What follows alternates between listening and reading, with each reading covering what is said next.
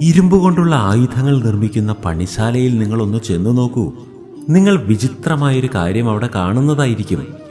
അതെന്തെന്നാൽ അവിടെ ഒരു ഇരുമ്പ് മറ്റൊരു ഇരുമ്പിനെ മുറിക്കുകയും ചതയ്ക്കുകയും ചെയ്യുന്ന രംഗം നിങ്ങൾക്ക് കാണാം. ഈ രണ്ടിരുമ്പുകളും ഇരുമ്പിൽ പണിയെടുക്കുന്ന വ്യക്തിയുടെ ഇടം കൈയിലും വലം കൈയിലും ഇരിക്കുകയായിരിക്കും. അതിലൊരു ഇരുമ്പ് മറ്റൊരു ഇരുമ്പിനെ മർദ്ദിക്കുന്നുണ്ടാകും. എന്നാൽ എത്ര തന്നെ മർദ്ദിച്ചാലും ഇവ രണ്ടും ഒരേ ലോഹം തന്നെയാണെങ്കിലും അതിലൊരു ലോഹത്തിന് മാത്രമാണ് ചതവും മുറിവും സംഭവിക്കുന്നത്.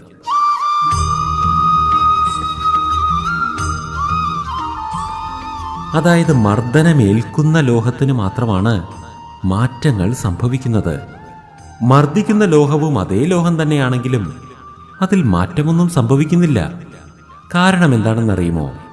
ഒരേയൊരു കാരണം കൊണ്ടാണ് ഇങ്ങനെ സംഭവിക്കുന്നത്.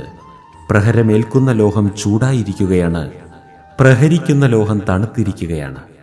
ഈ ലോഹങ്ങളുടെ നീതി നമ്മുടെ ജീവിതത്തിലും പ്രായോഗികമാണ്.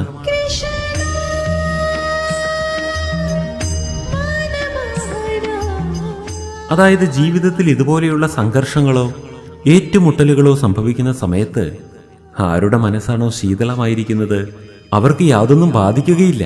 എന്നാൽ ആരുടെ മനസ്സാണോ ചൂട് പിടിച്ചിരിക്കുന്നത് അവർക്ക് ശക്തമായ പ്രഹരമേൽക്കുകയും ആ പ്രഹരങ്ങൾ അവരെ രൂപാന്തരപ്പെടുത്തുകയും ചെയ്യും. അതുകൊണ്ട് നിങ്ങൾ നിങ്ങളുടെ ജീവിതത്തിൽ ശക്തമായി മുന്നേറാൻ ആഗ്രഹിക്കുന്നുണ്ടെങ്കിൽ മനസ്സിന് പ്രഹരങ്ങൾ ഏൽക്കുന്ന സമയത്ത് അവിടെ ക്ഷതങ്ങൾ ബാധിക്കാതിരിക്കണമെങ്കിൽ തണുത്ത മനസ്സുള്ളവരായി മാറും.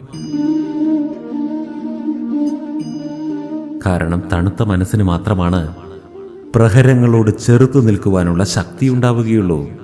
അഥവാ നിങ്ങളുടെ ശിരസ് എപ്പോഴും ചൂടായിരിക്കുകയാണെങ്കിൽ നിങ്ങൾ അതീവ ദുർബലനാണെന്നാണ് അർത്ഥം. ശക്തന്റെ അടയാളം ഏത് സാഹചര്യത്തിലും ശിരസ് തണുത്തിരിക്കും എന്നുള്ളതാണ്. ചിന്തനം ചെയ്തു നോക്കൂ.